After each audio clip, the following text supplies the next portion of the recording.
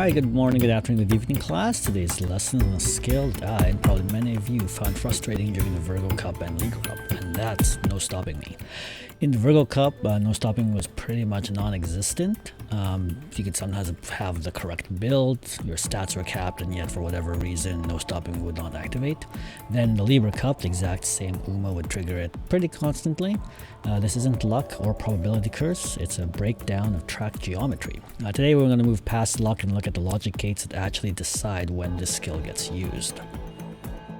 Alright, so first the arc tax. Symbolic Rudolph explains in Cinderella Grey, the outside of a curve makes your travel path objectively longer. In Virgo, the late race starts at the end of the final corner, so when your Uma tries to overtake here, the AI will tend to swing her wide. Even without math, we can see that if your Uma is taking the wide path, their overall travel distance is longer. Therefore, if your power stat can't pay the tax by accelerating you to a higher speed faster than your opponent, you end up traveling further, but since your speed is the same as your opponent, you end up actually being behind when you get back onto the straight. It would have been better to simply not try to pass on the corner and just wait until the straight to start passing. Alright, so if you watch this Virgo Cup footage, you can see that my Rudolph is in 8th place as she's entering the turn. Then there's this middle pack from 4th to 7th where they're all trying to overtake each other. A few of them end up trying to overtake on the outside, so they swing pretty wide into lane 4, paying that arc tax, while my Rudolph stays on the inside rail. By the time they hit the straight, Rudolph has gained 2 places just by being on the inside rail, while 2 of the other Umas have kind of lost those 2 places, and they're kind of way out on the outside and end up being a little bit behind. Then Rudolph is able to activate her skills, and she's able to push herself forward to 3rd place, and if it wasn't for that man on the top end in her way, she probably could have taken 2nd or 1st possibly. This is strategic patience, and basically the AI allowed my Rudolph to basically just wait for the crowd to run themselves out of the race while she took the shortest path. Alright, so ask yourself, did your Uma run further for no reason in your last race?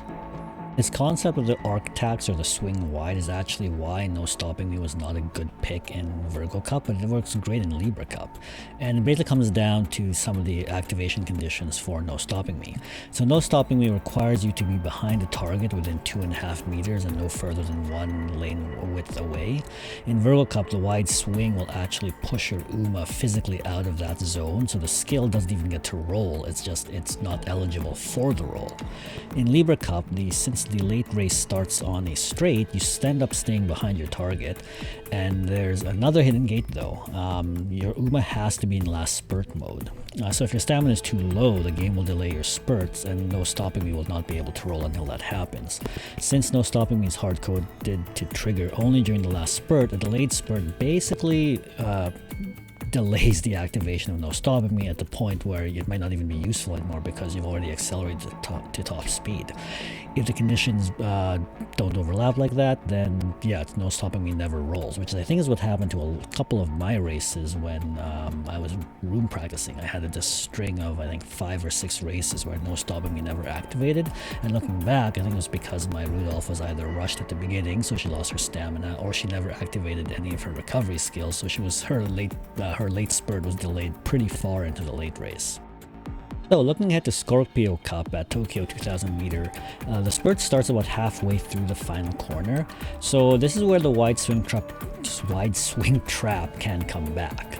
Basically, to get around the wide swing trap, you need to force your weight onto the inside path, and this basically means prioritizing your Uma's width stat for better pathing logic, and maybe picking skills that will allow you to stay ahead of your competition so you're not the one overtaking.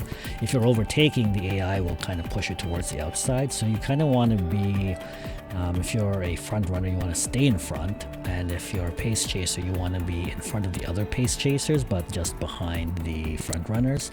You don't want to try to overtake all the front runners right at the beginning of the late race. You want to overtake them towards the end of the corner so that you don't have to swing so wide.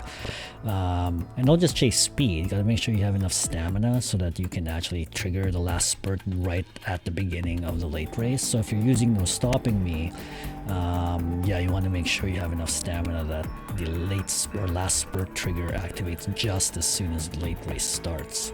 Understanding Umamusume isn't really necessarily about memorizing stats. It's about understanding when the game refuses to let skills resolve.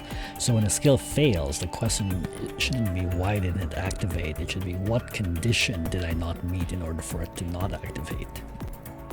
to summarize our session as you prepare for Scorpio Cup and similar tracks in the future, consider the following. High enough wit so that you have good passing logic and your skill activation will work. High enough stamina to ensure that your last spurt starts right at the start of the late race.